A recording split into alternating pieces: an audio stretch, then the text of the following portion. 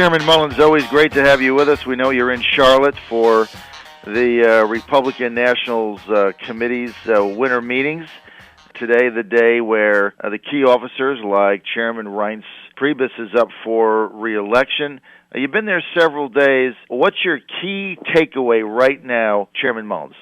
I think right now it's the fact that we need to do more reaching out and than we've done in the past. And it's an interesting thing. We have 30 governorships. In Virginia, we have all three of the top positions. All over the country, there are like 20 states now that have veto-proof houses and senates, but we haven't translated that into national elections. So there's been a lot of discussion about what are we doing statewide that's okay, that we need to translate into a national area, and we've been in the forefront on that in Virginia. I've set up a task force that is an outreach type thing, but I'm not going to use that name on it. And we're not talking about just reaching out to the ethnic communities. They're very important to us, but we need to be sure that we are reaching out to college kids, young people, single moms, Tea Party people, Paul people, and we've been trying to do that in Virginia. We've had a good deal of success. Other states have not, and that's been the focal point of a lot of discussions, a lot of panelists, and we heard Governor Jindal yesterday, we heard Newt Gingrich yesterday, and they were both pretty much saying the same message. My message in Virginia is that if the face of the Republican Party of Virginia isn't the face of Virginia itself, then we will be a minority party. Now, we understand that former Speaker Newt Gingrich had center stage on Thursday, and one of the things that he was saying, as I understand it, is keep your heads up, and that we kind of need, the party needs a more kind of a cheerful demeanor, happy warrior.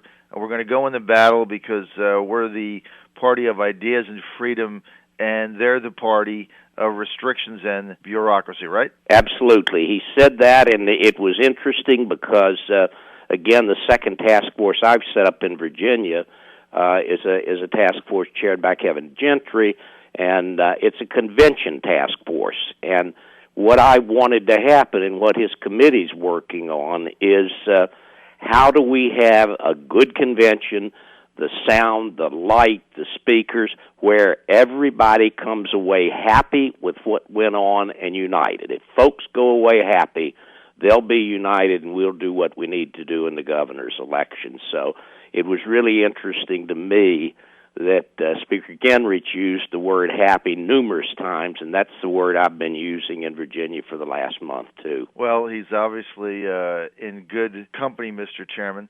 Now, in Virginia, there was a recent set of public surveys that came out over the last several days, one from Christopher Newport University, another one from Quinnipiac, but both of these basically showing the presumptive Republican gubernatorial nominee, Attorney General Ken Cuccinelli, in a virtual tie with who we assume is going to be the Democratic candidate, Terry McAuliffe. Now, if you go back to November, don't mean to open up the wounds, but many of the polls, showed Allen and Kane tied early on. Almost every poll showed Romney either with a slight lead or the state within the margin of error. We went 0 for 2 statewide. How do we change it? How does the Republican Party of Virginia change that outcome in 2013 on a statewide level? Well, what happened as we've looked back on it in 2012, we were given goals by the Romney campaign on voter turnout, number of phone calls, number of doors knocked. We exceeded every one of those. And based on the numbers, if we exceeded those, we would be okay in Virginia. I know what happened was that the Obama people, who had been on the ground in Virginia for 4 years, right, with something like 400 employees, they turned out voters in a larger margin than the Romney campaign thought they would, and that's why we came up short. I think this time through, I think you're going to see two things.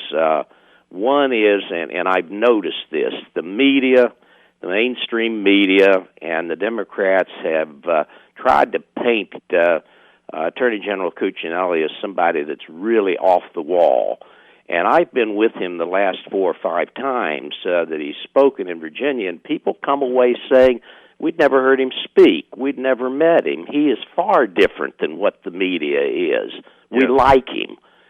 So I think as Ken gets around the state, people are going to see a Ken Cuccinelli that isn't what the media has painted him to be and what the Democrats have painted him to be, and that's going to be a real positive force.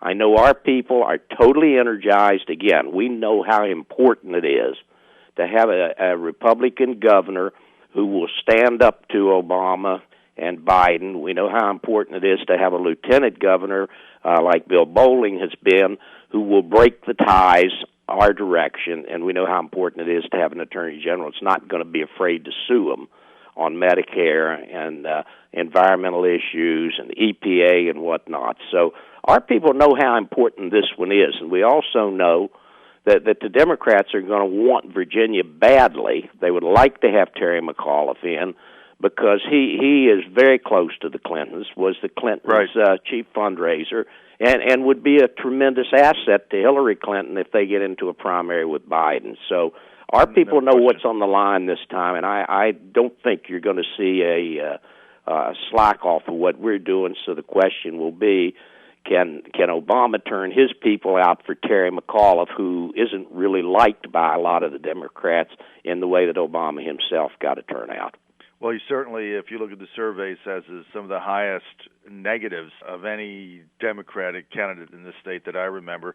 Republican Party of Virginia chairman Pat Mullins, he is live from the Republican National Committee Winter Meetings in Charlotte. One question we did want to ask, yes, Mr. Chairman, you mentioned the Lieutenant Governor. We had Lieutenant Governor Bolling on our show, I believe, on Wednesday, and we asked him point blank what his status was for running as an independent candidate, where that was. He said that 2 things. He said that he was encouraged by what he has seen, the polls, some of the business people that he talked to, put his chances of getting into the race as an independent as 50-50.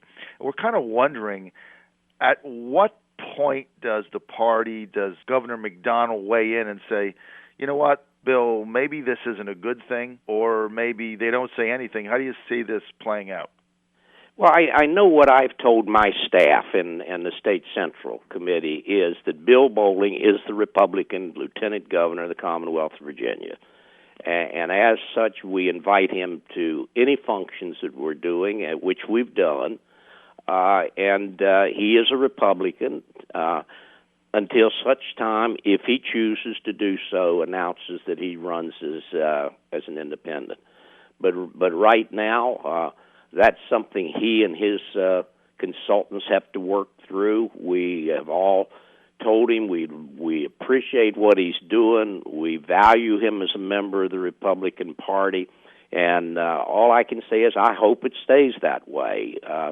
He would be, if as John Hager is, a lieutenant governor that did a lot to help us in tie-breaking and in campaigning, and somebody that I know anywhere Lieutenant Governor Hager goes, people just flock around him and want to talk to him and thank him. And Bill would be in that same category if he runs with us, and we certainly are hoping he will. He's been a lifelong Republican.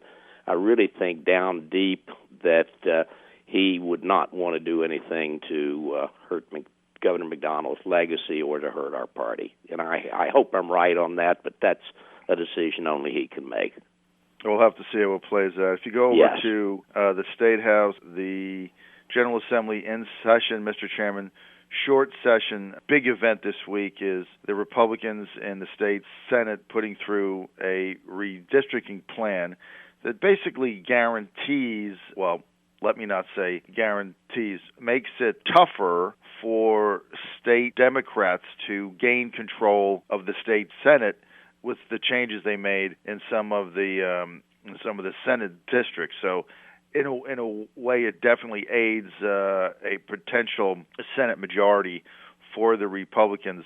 We had Minority Leader Dick Saslaw on our show on Thursday.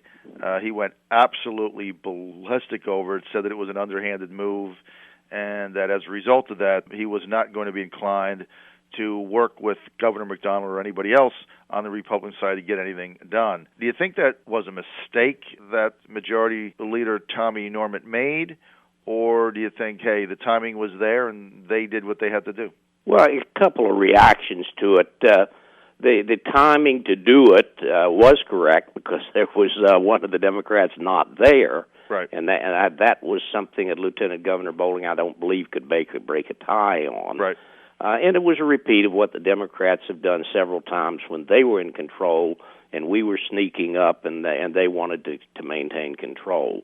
Whether it was the right thing or wrong thing to do, I haven't read the whole report on it. We've been down here, and then prior to that, we were getting prepared for Anthony Reedy to come in as our executive director, who you had the first interview with.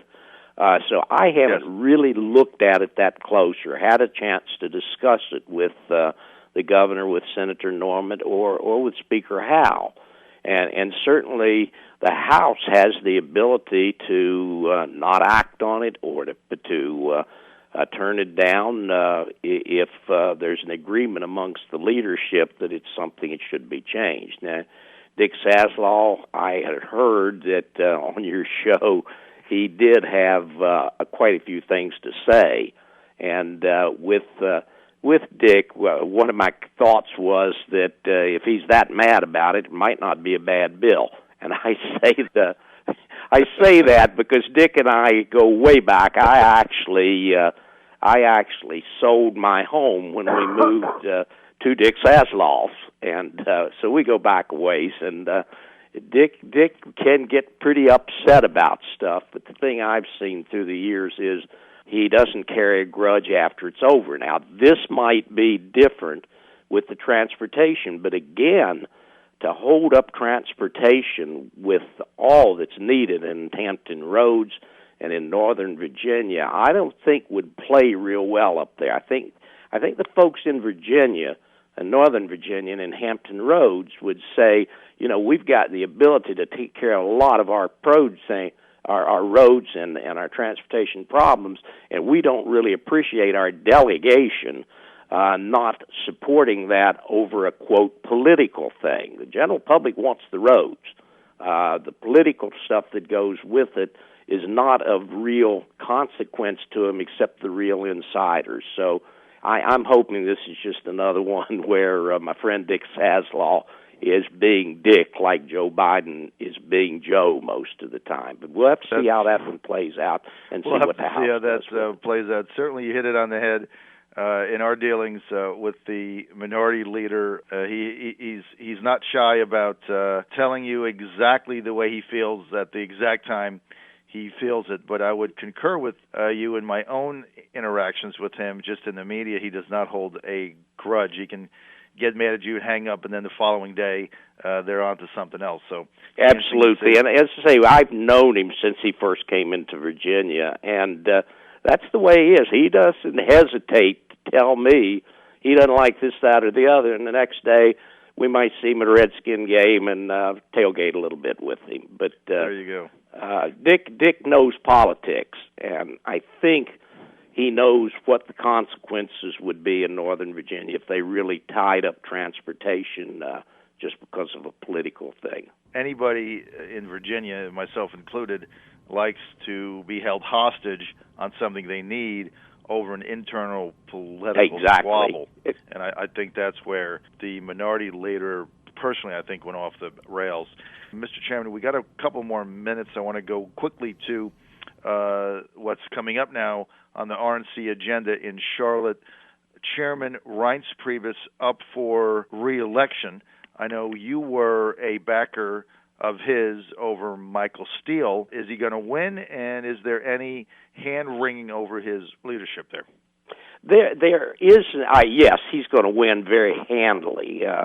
Conceivably, will win all 50 states, or how many we ever have down here. I think there's some islands involved, too. But he's going to win it very handily, as will Sharon Day, who I think you had on the other day as co-chair. Yes. And our secretary and our treasurer. I think they're all going to win. I don't even know that any of them have opposition other than Chairman Previs. But we're all happy with what's happened. The debt's been retired. Our donors are up like tenfold over what they used to be. We've done well in state elections. He's been extremely helpful to us in Virginia with helping organize the victory offices and funding them. We're very pleased with him. Sure, we had the glitch of not winning the presidential, but I don't think anybody's pointing a finger at him because we lost the presidential. A presidential campaign is won or lost based on the candidate and the candidate's staff. Right. So I think he's going to stay in. We've already had talks with him about what our needs will be in Virginia with this coming year, and I'm not hearing anybody down here that's got any problem with the leadership that the chairman has given over the last 2 years. Chairman Mullins, before we let you go, just a very quick question. Sharon Day mentioned that not only did they retire the debt at the national level, but they booking a surplus of about $3 million. How is the financial health of the Republican Party of Virginia? Well, we finally this year retired the debt that I inherited, which was about $300,000 or so. So we are in the black. And the last 2 years we've run annually in the black. So our financial health is good. We've had a lot of help from folks in raising money. Our donors know that what we're faced with nationally is very much anti-business, and they've come to the forefront to help us. So I am very delighted to report that the financial state of the Republican Party of Virginia is good, and I'm glad you didn't ask me that question a year ago. I wouldn't have thought of it. Live from Charlotte, where the Republican Party is holding its winter meetings, we've had the pleasure, as always, of speaking to the chairman of the Republican Party of Virginia, Pat Mullins. This is the John Frederick Show on the way to news time here at 1:30. Thank you, Mr. Chairman, as always. Right, and I'm headed off to a breakfast now. All right, have an extra rasher of bacon for John. That's right. Chairman Mullins' new mantra, Republican Party of Virginia, back in the black.